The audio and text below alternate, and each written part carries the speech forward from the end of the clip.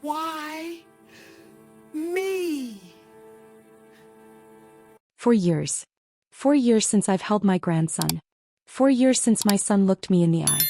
They said I was dangerous. That I couldn't be trusted. But the real evil? It was hiding in plain sight the whole time. My name is Ashley Monroe, and this is the story of how I lost everything I loved because of a lie. A lie so carefully crafted, so methodically built, that even my own son believed I was a monster. I'm standing in what was supposed to be Cameron's room in my house. The crib I bought is covered in dust now. There's a framed photo face down on the floor, and when I pick it up I see myself holding baby Cameron on the day he was born. His tiny fingers wrapped around mine. That was 6 years ago. I haven't touched those fingers in 4 years. Right now as I speak to you, I'm sitting in my car outside Oakmont Elementary School in Charlotte, North Carolina. I watch my son Terrence walk my grandson Cameron through those front doors. Cameron's wearing a blue backpack that's almost too big for him. He's laughing at something his father said. And I'm crying. Because that little boy doesn't even know I exist anymore. They told him I moved away. I'm 58 years old. For 30 years I worked as a pediatric nurse. I dedicated my life to caring for children, healing them, protecting them. I retired 3 years ago, and now I volunteer at the Children's Hospital twice a week. I attend my book club every Tuesday. I go to church every Sunday morning at Greater Faith Baptist. My life is quiet, simple, and completely empty of the only thing that ever really mattered to me. My family. My home is filled with photographs. Every wall, every shelf, every surface tells the story of the boy I raised alone. Terrence. My son. My whole world after his father died when Terrence was just 7 years old. There are pictures of his first day of school, his high school graduation, his college acceptance letter. Him in his first suit for his first real job. Us on vacation in Myrtle Beach. Christmas mornings. Birthday cakes. A lifetime of memories captured in frames. But there's one shelf that's empty. I built it myself 4 years ago when Cameron was 2. I painted it a soft yellow. I imagined filling it with photos of my grandson growing up. Soccer games. School plays. Lost teeth. First days of kindergarten. That shelf has collected nothing but dust. I raised Terrence by myself. After Marcus died, it was just the two of us. We were a team. Best friends. He used to call me every single day, even when he went away to college. When he got his first apartment, I was the first person he showed it to. When he got engaged, he asked for my blessing before he proposed. We were inseparable. Until he married Brielle. I'm looking at their wedding photo right now. I'm standing next to Terrence in my lavender dress, smiling so wide my face hurt. But if you look closely, really closely, you can see the tension. Brielle's mother Colette standing on the other side, her smile not quite reaching her eyes. Her father Gerald with his arm around Brielle, almost possessive. I remember feeling something that day. A coldness. But I pushed it away. This was my son's happiness. I wasn't going to let my own insecurities ruin it. I should have trusted my instincts. Let me take you back to the day everything changed. 4 years ago. Cameron was 2 years old, and I was babysitting him for the afternoon while Terrence and Brielle went to a doctor's appointment. It was a perfect day. One of those days that I replay in my mind over and over, searching for the moment I destroyed my life without even knowing it. Cameron and I were in my kitchen baking chocolate chip cookies. He was standing on a step stool, his little hands covered in flour, giggling as he tried to crack eggs. He got more shell in the bowl than egg, but I didn't care. We were making memories. I was teaching him to bake just like I'd taught his father. After the cookies, we sat on the living room floor and I read him his favorite book. The Very Hungry Caterpillar. He'd memorized it by then, saying the words along with me, poking his tiny finger at the pictures. When we finished, he crawled into my lap and said, "I love you, Grandma Ash." That's what he called me. Grandma Ash. Around 3 o'clock, I took him to the park down the street. It was a beautiful September afternoon. Warm sun, cool breeze. Cameron ran straight for the climbing structure, that colorful plastic castle that every kid seems to love. I was right there, maybe 10 feet away, watching him climb. And then he slipped. It happened so fast. 1 second he was reaching for the next rung, the next his foot slid and he tumbled down about 4 feet onto the rubber mulch below. He scraped his knee. Not badly. Just a typical childhood injury. The kind that happens 1,000 times in every kid's life. He cried, of course. I scooped him up immediately, checked him over. No bumps on his head. No twisted ankle. Just a scraped knee. I carried him to the bench, cleaned the scrape with the wipes I always kept in my purse, put a bandage on it with little dinosaurs and kissed it better. Within 5 minutes he'd forgotten all about it and was back to playing. That evening I brought Cameron home to Terrence and Brielle. Cameron ran to his mother, excited to tell her about the cookies and the park. I mentioned the scrape casually. He took a little tumble at the park, scraped his knee. Nothing serious. I cleaned it up and he was fine. Brielle's entire face changed. The smile vanished. Her eyes went sharp, suspicious. What do you mean he fell? Where were you? I was confused by her tone. Right there. He was climbing on the structure and slipped. Kids fall, honey. It's part of growing up. Brielle's mother, Colette, was sitting on their couch. I hadn't even noticed her when I walked in. She stood up, walked over and looked at Cameron's knee. Then she looked at me. It was the strangest look. Calculating. She and Brielle exchanged a glance that I couldn't read. I left feeling uneasy, but I told myself I was being paranoid. 3 days later my phone rang.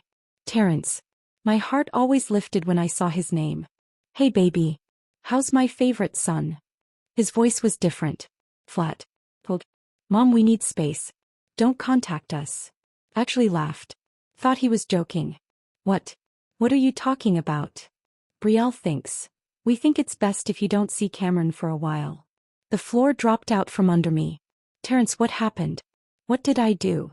We just need space. Please respect that. But why? Talk to me. Whatever it is, we can.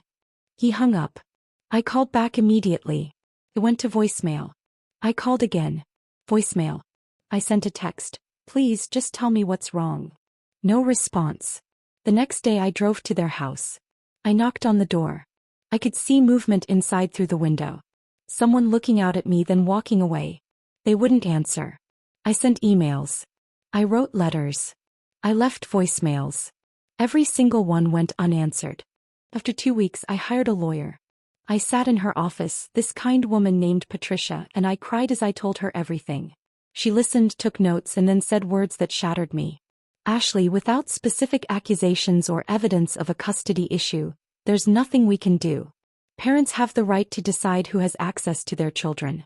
Unless there's a formal grandparents' rights case, which in North Carolina is extremely difficult to win, especially when both parents are alive and together. But I didn't do anything wrong, I whispered. I believe you, she said. But belief isn't enough in court. Weeks became months. Months became years. I replayed that day at the park thousands of times in my mind. What did I miss? What did I do wrong? Should I have been closer? Should I not have taken him to the park at all? Was I supposed to wrap him in bubble wrap and never let him experience childhood? I tortured myself with questions that had no answers. I kept living my life because I had to. I volunteered at the hospital, held other people's children, and felt a piece of my heart break every single time. I went to book club and pretended to care about the novels we discussed. I sat in church and prayed for understanding, for reconciliation, for anything. But mostly I drove by Cameron's school. I know how that sounds. I know what you might be thinking. But I couldn't help it.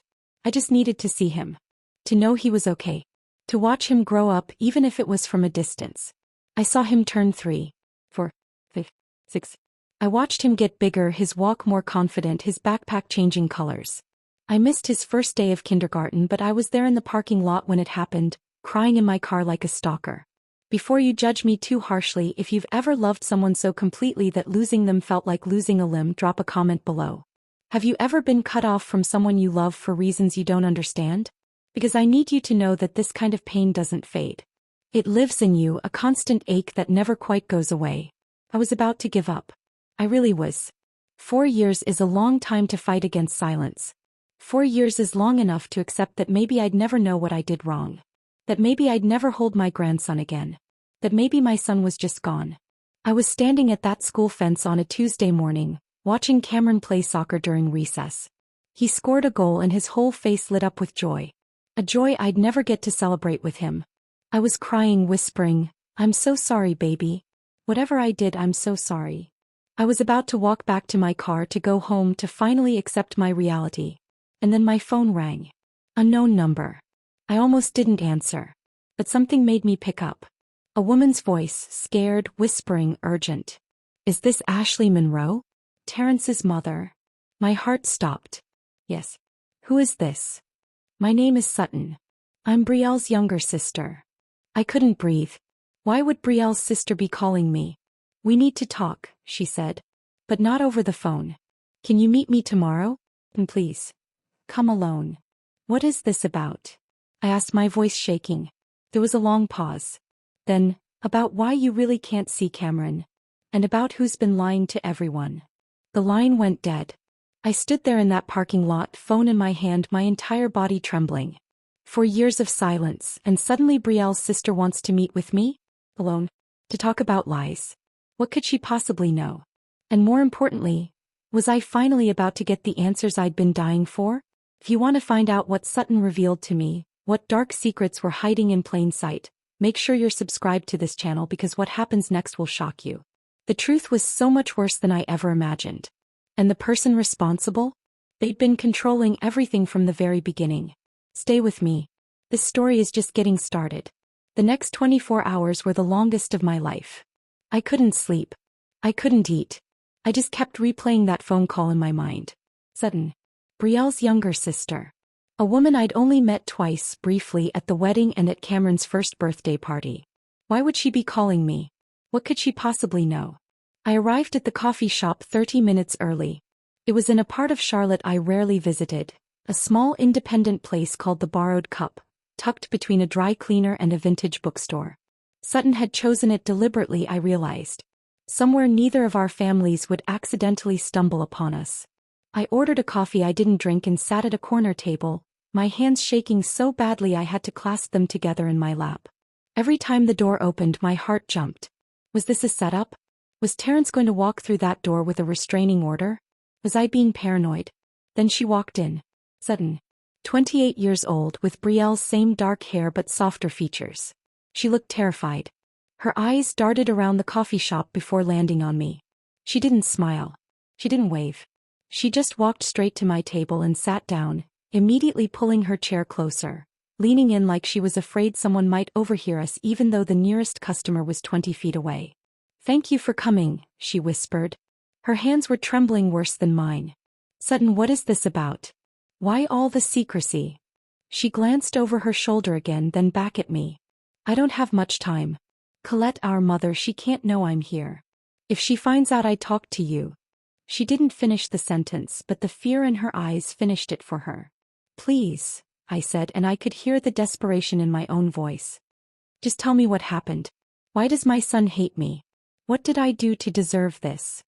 Sutton took a deep breath, and when she spoke, her words hit me like a physical blow. "He doesn't hate you, Ashley. He's terrified of you." I felt like I'd been punched in the stomach. "What? By mother? Colette? After the park incident with Cameron, she convinced Brielle that you were neglectful. That you weren't watching him closely enough.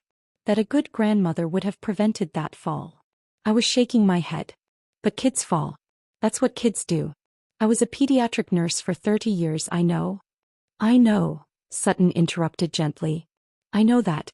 You know that." But Brielle was already anxious. She'd been struggling since Cameron was born. Mom knows how to find the cracks in people and widen them." "I don't understand." Sutton's eyes filled with tears. "It escalated, Ashley. Mom didn't just say you were negligent.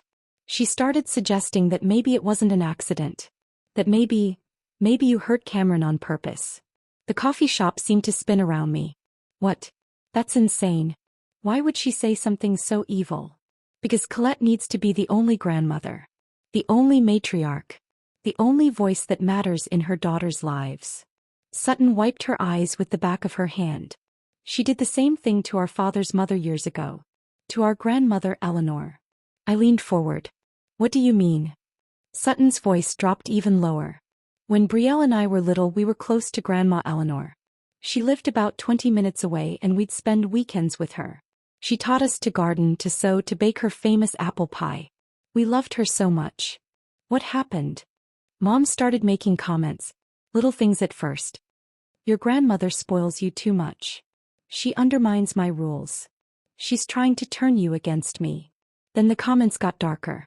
"She told our father that Grandma Eleanor was saying negative things about her, trying to poison us against our own mother. She said Grandma Eleanor was becoming forgetful, maybe developing dementia, that it wasn't safe for us to be alone with her. I felt sick. Was any of it true? No. None of it. But my father believed his wife.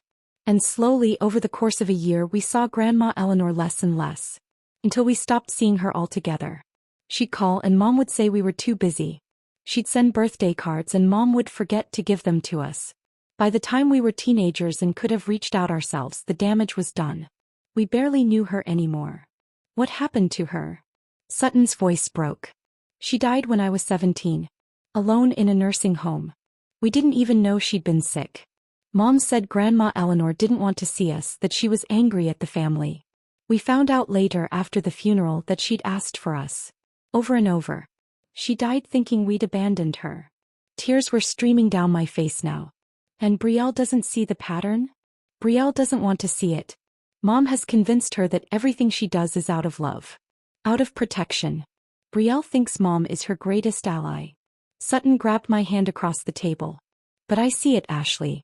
I've watched her do the same thing to you that she did to Grandma Eleanor. The same whispered concerns. The same slow isolation. The same destruction of a relationship. But why? I asked. Why does she need to do this? Control, Sutton said simply.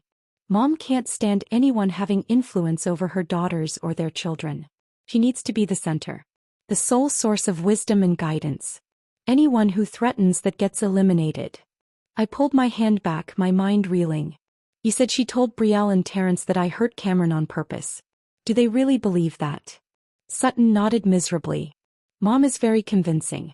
She said things like, I'm not saying Ashley would intentionally harm Cameron, but sometimes older people have momentary lapses in judgment. She suggested that maybe you were jealous of Brielle's relationship with Cameron. That maybe, subconsciously, you wanted to show that Brielle couldn't keep him safe. That's psychological manipulation of the worst kind. I know. And there's more. Sutton glanced around again before continuing. 4 years before the park incident, Mom was already planting seeds. She'd make little comments to Brielle. Ashley holds Cameron too much, she's going to make him clingy. Ashley undermines your parenting when she gives him cookies before dinner. Ashley is trying to replace you as the mother figure. Tiny little criticisms that seemed reasonable on their own, but together they built this narrative that you were overstepping, that you were a threat. I thought back to those years, searching my memory for signs I'd missed. Had Brielle seemed distant sometimes? Had she pulled back when I reached for Cameron? I'd attributed it to normal new mother protectiveness. I never imagined there was a campaign being waged against me in the shadows. Death by 1,000 cuts, I whispered. Exactly, Sutton said. And when Cameron fell at the park, Mom saw her opportunity. The perfect incident to validate all the concerns she'd been manufacturing.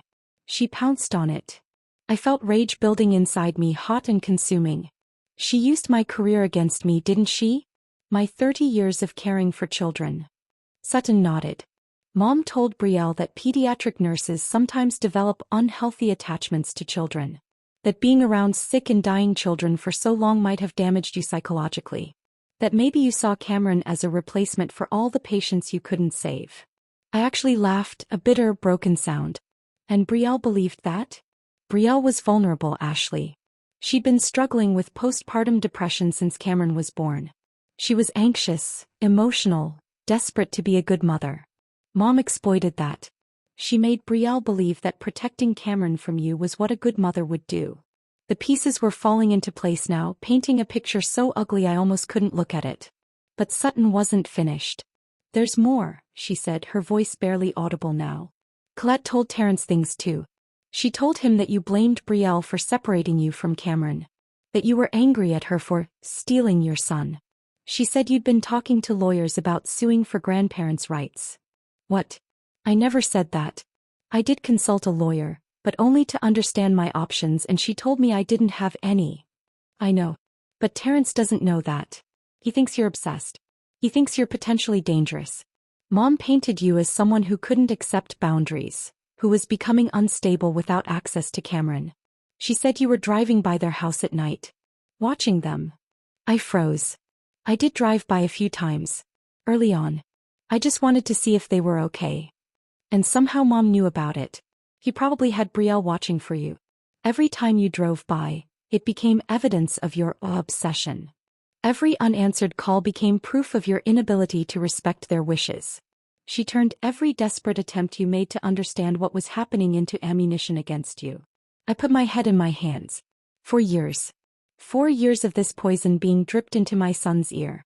4 years of Colette crafting a narrative where I was the villain and she was the hero protecting her family.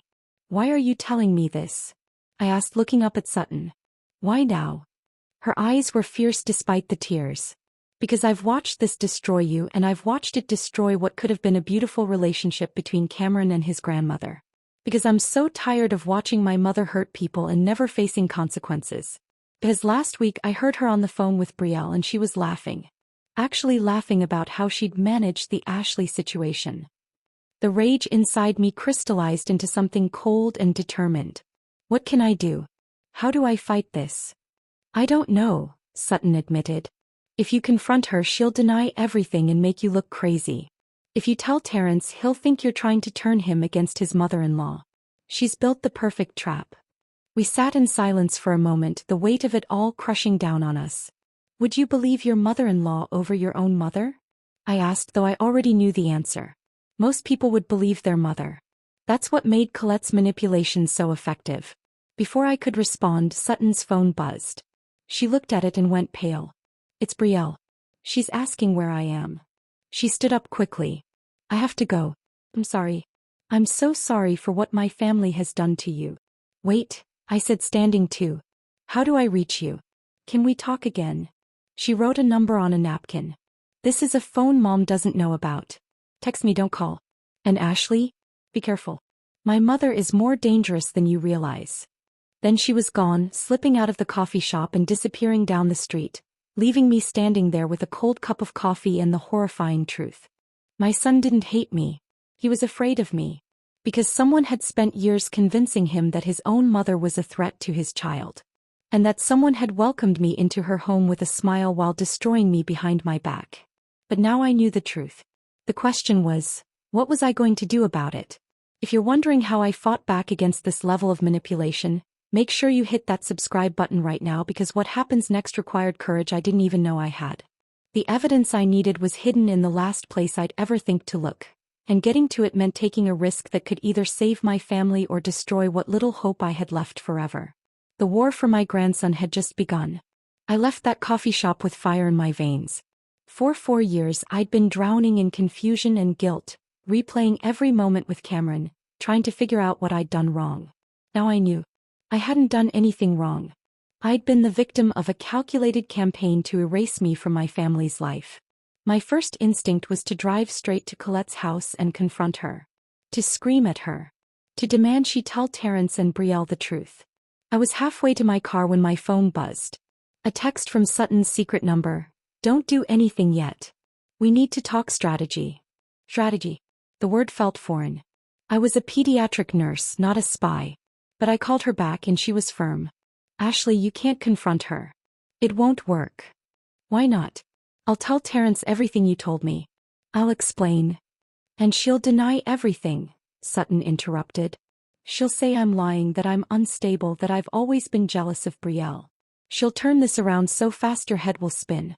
And Brielle will believe her. Terrence will believe her. I'll lose my sister and you'll lose any chance of ever seeing Cameron again. I gripped the phone so hard my knuckles went white. Then what do I do, Sutton? I can't just sit here knowing the truth and doing nothing. There was a long pause. Then, we need proof. Evidence she can't deny. Something in her own words. How are we supposed to get that? Another pause, longer this time. When Sutton spoke again, her voice was shaking. Colette keeps a journal. She's kept one for as long as I can remember. She writes down everything. Her thoughts, her plans, her strategies for managing the family. My heart started pounding. Where does she keep it? In her home office. In the bottom drawer of her desk. It's locked, but I know where she hides the key. Sutton, are you suggesting we break into your mother's house? Not break in. I have a key. But I can't do it alone. If she catches me going through her things. Her voice cracked. She'll destroy me, Ashley. She'll turn everyone against me. I need help. Everything in me screamed that this was crazy, that this was wrong, that I shouldn't involve myself in something like this. But then I thought about Cameron. About 4 years of missed birthdays and scraped knees and bedtime stories. About my son thinking his own mother was dangerous. When? I asked. Thursday afternoon. She has her weekly bridge club from 2 to 5. It never ends early. We'd have at least 2 hours. 2 hours to slip into Colette's house, find this journal and get out without being caught. 2 hours that would either give me my family back or destroy any remaining hope I had. If we get caught, I started. If we get caught, you'll never see Cameron again, Sutton said bluntly. But if we don't try, you'll never see him anyway. At least this way there's a chance. He was right. I had nothing left to lose. Thursday afternoon came. I'd barely slept for 2 days. I kept running through everything that could go wrong. What if Colette came home early? What if a neighbor saw us? What if the journal was locked somewhere else? What if there was no journal at all? At 1:47 p.m. my phone buzzed. Sutton, she just left. I'm outside. Are you coming? My hands were shaking so badly I could barely type back. On my way. I drove to Colette's neighborhood in a daze. She lived in one of those upscale subdivisions where every house looked like it belonged in a magazine. Perfect lawns. Perfect gardens. Perfect facades hiding imperfect truths. Sutton was waiting in her car 2 houses down. When I pulled up behind her, she got out, glanced around nervously, and walked toward Colette's front door like she belonged there. Because she did belong there. He was family. I followed, trying to look casual, my heart hammering against my ribs. Sutton unlocked the door and we stepped inside. The house was exactly what I expected. Christine told. Every surface gleamed. Every decoration was carefully placed. It looked like a showroom, not a home. And the photos. God, the photos were everywhere. Colette and Gerald with Brielle and Sutton as children. Holiday photos. Vacation photos. And newer ones, Cameron at various ages, always with Colette and Gerald prominently featured. Brielle and Terrence's wedding. Cameron's birthdays. Not a single photo included me. It was like I'd been erased from existence. Her office is this way, Sutton whispered even though we were alone. We walked down a hallway lined with more perfect photos and Sutton opened a door to a small office. Colette's domain. The desk was immaculate, with files neatly stacked and pens arranged in a precise line. A bookshelf held titles about parenting, psychology, family dynamics. Bottom drawer, Sutton said, kneeling down. It's locked. Where's the key? Sutton went to a decorative music box on the bookshelf, opened it and pulled out a small brass key. Her hands were shaking as badly as mine. He slid the key into the lock. It clicked open. And there was a leather-bound journal, burgundy with gold edging. Beautiful and terrible. I pulled it out with trembling hands and opened to the first page. Colette's handwriting was neat, precise, almost elegant. The date at the top was from 6 years ago. I started reading and Sutton pulled out her phone to photograph the pages. The entries were devastating. Brielle announced her pregnancy today. A boy. Gerald and I will finally have the grandson we've dreamed of. Must ensure we maintain primary influence in his upbringing. Ashley will need to be managed carefully. My stomach turned. This was written before Cameron was even born. I flipped forward, reading entry after entry. My hands were shaking so badly Sutton had to hold the journal steady while I read aloud. Suggested to Brielle today that Ashley might be too overbearing with the baby. Planted the seed gently. Must be patient. Cameron is 4 months old. Ashley visits too frequently. Working on convincing Brielle to establish firmer boundaries. Ashley took Cameron to the park without asking permission first. Highlighted this to Brielle as a concerning pattern of overstepping. Page after page of calculated manipulation. Little comments. Tiny criticisms. Seeds planted and watered over years. Then I found the entries from 4 years ago. From right after the park incident. My voice broke as I read, perfect opportunity. Cameron's fall at the park can be reframed. Will suggest to Brielle that Ashley may have pushed Cameron. She's emotional enough right now to believe it. Must act quickly while the incident is fresh. Tears were streaming down my face. She accused me of child abuse. She actually wrote down her plan to accuse me of hurting my own grandson. Sutton was crying too, still photographing pages. I kept reading. Terrence called his mother today. Intercepted the call and deleted her voicemail. He can't waver now. Must maintain the narrative that Ashley is unstable. She had deleted my messages. All those times I'd called, left voicemails telling Terrence I loved him, begging him to talk to me, Colette had erased them all. Brielle is finally seeing Ashley's true nature. Must reinforce the danger. Have suggested that pediatric nurses sometimes develop unhealthy attachments. The seed is taking root. Cameron asked about Grandma Ash today. Brielle handled it well, told him some people aren't safe to be around. Progress. The child is forgetting her. That entry shattered me. My grandson was forgetting me because he'd been told I wasn't safe. A 6-year-old boy who used to call me Grandma Ash and hug my legs and tell me he loved me had been taught to fear me. Ashley, we need to hurry, Sutton whispered, glancing at the door. I flipped through more pages, barely able to see through my tears. More entries about creating necessary distance. About conversations where she planted false concerns. About manipulating Brielle's postpartum depression. About telling Terrence I was threatening legal action. Every lie. Every manipulation. Every cruel strategy was documented in Colette's own handwriting. We were on page 47 when we heard it. A car door slamming outside. We both froze. Oh God, Sutton whispered. She's back early. Panic flooded through me. What do? We have to go. Now. I shoved the journal back in the drawer, but my hands were shaking so badly I dropped it. Pages scattered. Sutton grabbed them, shoving them back in, locking the drawer, putting the key back in the music box. We heard the front door opening. Mom? Are you home? Colette's voice echoed through the house. We were trapped in the office with no way out except through the hallway where Colette was. Sutton grabbed my arm and pulled me toward the window. She opened it as quietly as she could, and we climbed out into the side yard, running in a crouch toward the back fence.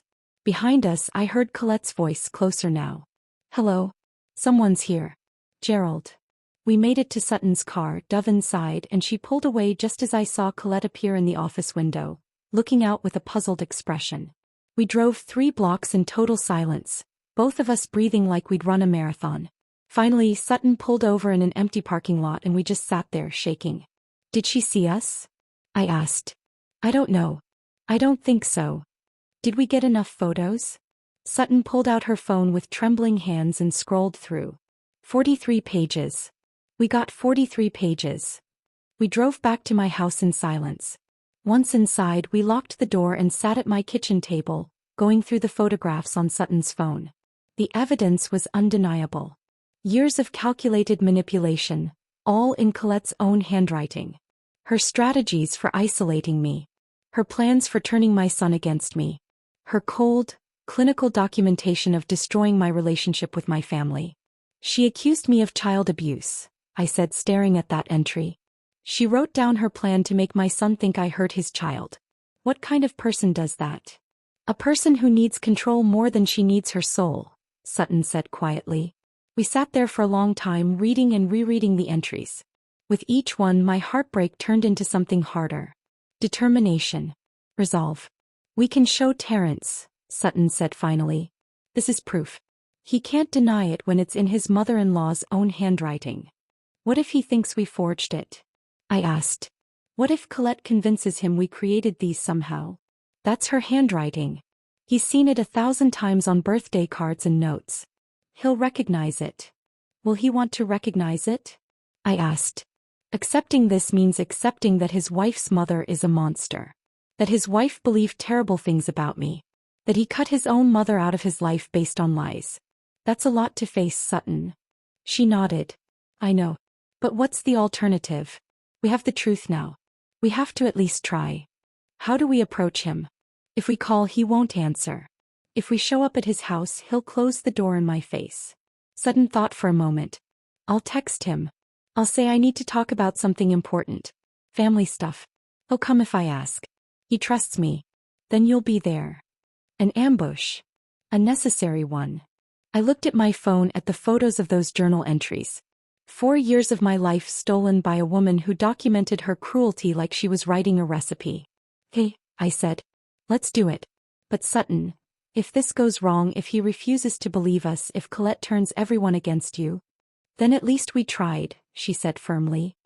At least we fought. I'm tired of watching my mother hurt people and never facing consequences. Even if it costs me my relationship with Brielle, I need to do this. So we made a plan. Sutton would text Terrence that evening, ask him to meet her the next day at her apartment. Something about Colette, but vague enough that he wouldn't suspect anything. And I would be there with the evidence that could either restore my family or destroy what little hope remained. That night I couldn't sleep. I kept thinking about that moment when Terrence would walk through Sutton's door and see me. The shock on his face. The anger maybe. Or worse, the fear. Would my own son be afraid of me? Would he even give me a chance to explain? Or would 4 years of Colette's poison be too strong to overcome? Here's what I need you to think about. If someone you loved completely believed you were dangerous, believed you had hurt a child, believed you were unstable, could you convince them otherwise? Could you break through years of carefully constructed lies with nothing but the truth and some photographs? Drop a comment if you think Terrence will listen, or if you think this is all about to backfire spectacularly. Because tomorrow I was about to find out if the truth really does set you free, or if some lies are buried too deep to ever dig out. And if you want to see what happened when I came face to face with my son for the first time in 4 years, you need to subscribe right now because this confrontation will break your heart before it heals it. The moment of truth was coming and I wasn't sure either of us would survive it. Terrence pulls up to Sutton's apartment building, his jaw tight with irritation. He's busy. He's got a family waiting at home. And whatever Sutton wants to discuss, it better be quick.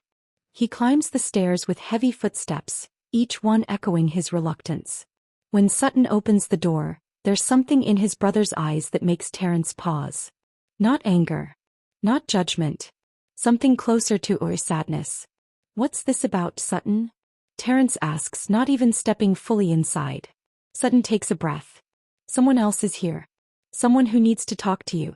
Please just listen. And before Terrence can respond, before he can turn around and leave, she steps out from the hallway. Ashley. His mother. The woman he spent 4 years convincing himself he's better off without. Terrence's face hardens instantly. Every muscle in his body goes rigid. No. Absolutely not. He's already turning toward the door, already planning his exit when her voice cuts through the air. Terrence, please. 5 minutes. If you still want to leave after that, I'll never contact you again. There's something in her voice. Not desperation exactly. Something quieter. Something that sounds like surrender.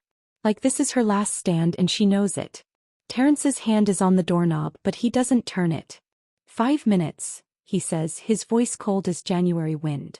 Ashley moves to the couch, pulling out a tablet with trembling fingers. She swipes through photos, journal entries in handwriting that Terrence recognizes immediately. His mother's handwriting. The same handwriting that used to sign his report cards, write notes in his lunchbox, leave encouraging messages on his bathroom mirror before big games. She hands him the tablet without a word. At first he's skeptical. Of course he is. This could be fake, he says, but even as the words leave his mouth he knows they sound hollow.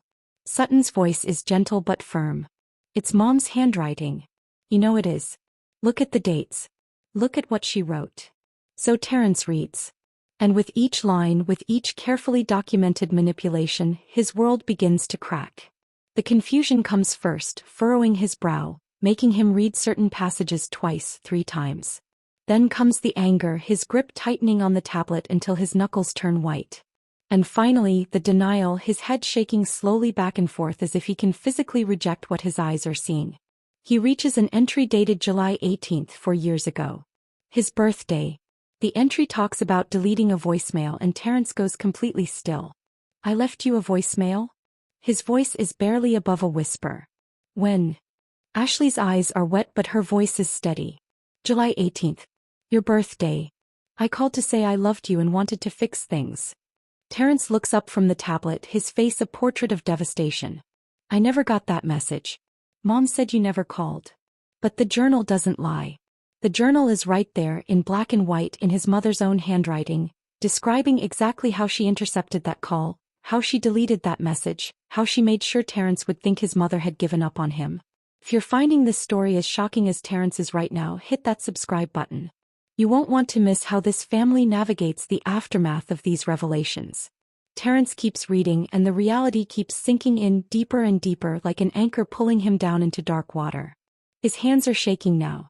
She said you threatened to sue us, he says, looking at Ashley with eyes that are finally starting to see. That you were becoming obsessed with Cameron. Ashley shakes her head slowly. I never said that. I just wanted to know what I did wrong. Terrence scrolls further, finds the entry about the park incident. He reads it aloud, his voice cracking on every other word. Will suggest Ashley may have pushed Cameron. Not direct accusation but plant the seed. The tablet nearly slips from his hands. She made us think you hurt him on purpose. I would never, Ashley says, and there's such pain in those 3 words that it fills the entire room. You know I would never. I thought I knew, Terrence says, and now his voice is breaking completely, splintering into pieces. But then Brielle was so certain and her mom kept saying, God, what have I done? He puts his head in his hands and for a moment, the only sound in Sutton's apartment is Terrence's ragged breathing. 4 years. 4 years of being manipulated. 4 years of believing his mother was toxic, dangerous, unstable. 4 years of protecting his family from a threat that never existed. Ashley's voice is soft when she speaks. You trusted your wife. That's not wrong. But Terrence looks up at her with red-rimmed eyes. I abandoned my mother. That's wrong. And then this grown man, this father, this husband who has spent 4 years building walls around his heart, starts to cry. Not quiet tears. Deep, wrenching sobs that shake his shoulders and steal his breath. The kind of crying that happens when everything you thought was true turns out to be a carefully constructed lie. Through his tears he says something that breaks Ashley's heart all over again. Cameron still remembers you. He asks about you. We told him you moved away. Ashley's hand flies to her mouth. Can I see him? Please. But before Terrence can answer, before anyone can process what's happening, Terrence pulls out his phone.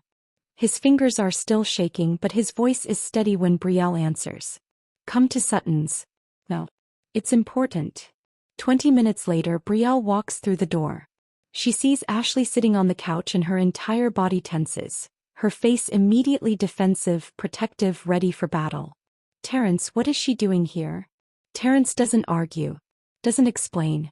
He simply stands up, walks to his wife and hands her the tablet. His voice is steady now, eerily calm in the way that voices get when they've been hollowed out by shock. Read this. Brielle takes the tablet, confused. She looks at the screen, scrolls up to see the cover. Is this Mom's journal? Yes, Sutton says quietly. So Brielle reads. And as she does, the color drains from her face like water from a broken glass. The defensive posture melts away.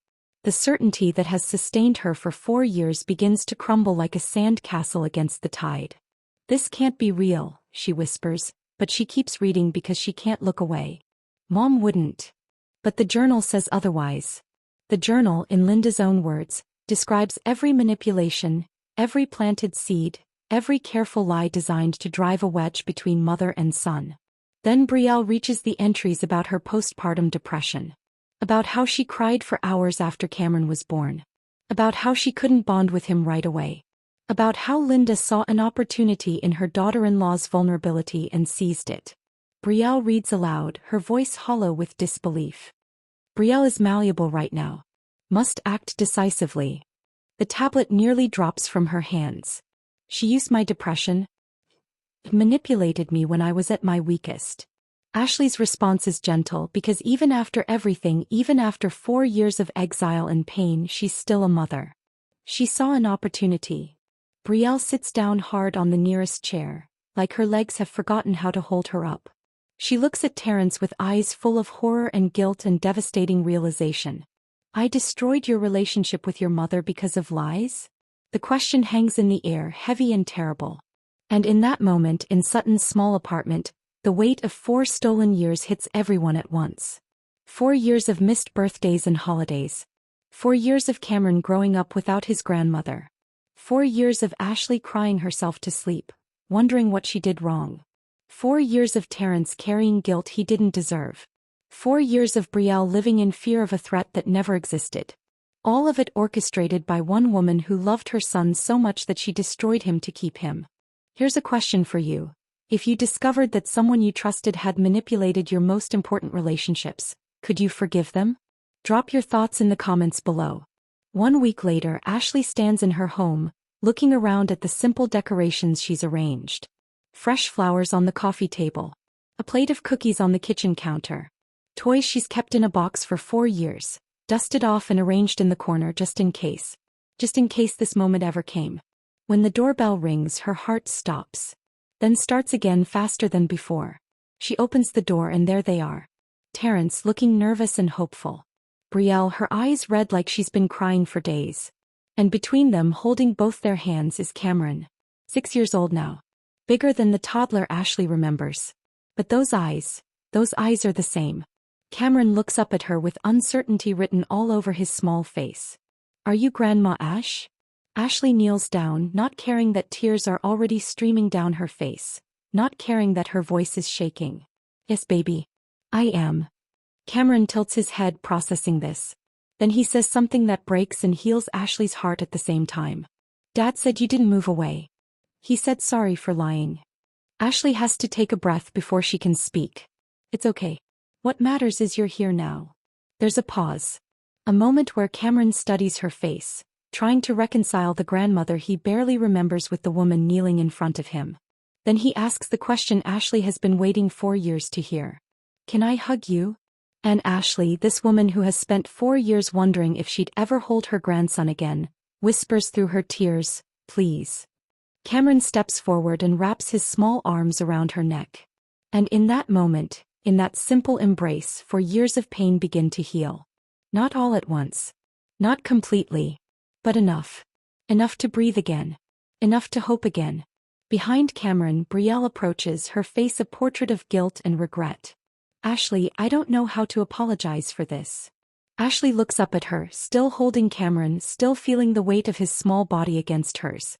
We were both victims. Your mother is very good at what she does. If this story is hitting you as hard as it's hitting me to tell it, do me a favor and hit that subscribe button. Because this family's journey doesn't end here and you're going to want to see what comes next. They move into Ashley's living room and the conversation that follows is the kind of conversation that changes everything. Terrence and Brielle have made a decision. A hard one. A necessary one. They've cut contact with Colette. Brielle's voice is still raw when she speaks.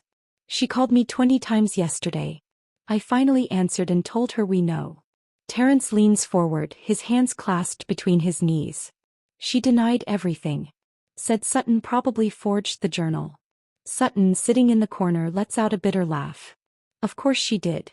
But Ashley, this woman who has every right to be angry, to demand justice, to want revenge, says something that shows exactly who she is. What matters now is healing. Cameron needs stability, not more conflict. They talk for hours. About boundaries. About rebuilding trust. About what healing looks like when the foundation of your family has been shattered and needs to be rebuilt from the ground up. And while they talk, Cameron plays with toys that Ashley has kept for him all these years. A red truck. Building blocks. A stuffed elephant he loved when he was 2. She couldn't bring herself to give them away, even when it seemed like he'd never come back. Cameron looks up from his toys, clutching a book in his small hands. He walks over to Ashley with the kind of simple trust that only children have. Grandma, will you read to me? Ashley takes the book with trembling hands. Every day if you want. Across the room, Brielle watches this moment. Watches Ashley with Cameron. Sees the genuine love in her eyes. The gentle way she helps him onto her lap. The soft voice she uses as she opens the book. And Brielle realizes with devastating clarity what she almost destroyed permanently. Not just a relationship, but something pure. Something good. Something that her son needed and she almost took away forever. 3 months pass. 3 months of weekly dinners and park visits and bedtime stories. 3 months of Cameron asking questions and getting honest answers. 3 months of wounds beginning to close, even if the scars remain. On a Saturday morning, Ashley's kitchen smells like butter and sugar and vanilla. Cameron stands on a step stool beside her, his small hands covered in flour, helping her roll out cookie dough. It's a scene that echoes the beginning of this story, but everything is different now. Ashley's voiceover is thoughtful, reflective. They say time heals all wounds. I don't know if that's true. 4 years is a long time to lose. The camera in our minds moves through scenes of their rebuilt life. Sunday dinners where everyone sits around Ashley's table. Park visits where Ashley pushes Cameron on the swings he's almost too big for. Bedtime stories where Cameron fights sleep because he doesn't want Grandma Ash to leave yet. But I do know this, Ashley continues. Evil doesn't always look like evil. Sometimes it looks like concern, like protection, like a mother who loves too much. Ashley looks down at Cameron, this little boy who's teaching her how to hope again. Sometimes the people who claim to love you the most are the ones doing the most damage. The final scene is simple but powerful. A family photo being taken. Ashley, Terrence, Brielle, Cameron and Sutton all together, all smiling. Some smiles easier than others but all genuine. A family that was broken and is learning how to be whole again. We're not perfect, Ashley says. We're still healing. But we're together. And that's what matters. The truth comes into focus then, the reality of where they are now. Ashley sees Cameron 3 times a week. Every Tuesday, Thursday and Saturday without fail. Colette has no contact with the family. They've blocked her number, returned her letters unopened, made it clear that until she acknowledges what she did, there's no path forward. And Brielle sits in a therapist's office every Wednesday, processing the emotional abuse she experienced, learning how to recognize manipulation, working through the guilt of what she participated in even unknowingly. Ashley's final words carry the weight of everything she's learned, everything she's survived. To anyone dealing with parental alienation, don't give up. The truth has a way of surviving even when it's buried deep. Fight for your family. They're worth it. Here's my question for you. Have you ever had to cut ties with a family member for the sake of your own well-being or to protect your children? How did you navigate that impossible decision? Share your story in the comments. Your experience might help someone else who's facing the same choice. And if this story touched you, if it made you think about the invisible ways people can manipulate and control, please share it. Someone in your life needs to hear this. Hit that like button, subscribe to this channel and tell me your thoughts in the comments. Because stories like Ashley's don't just happen in videos. They happen in real life, every single day, and the more we talk about them, the more people we can help. This is Ashley's story. But it could be anyone's story. Could be your story. And if it is, I want you to know, you're not alone. The truth will survive. Keep fighting.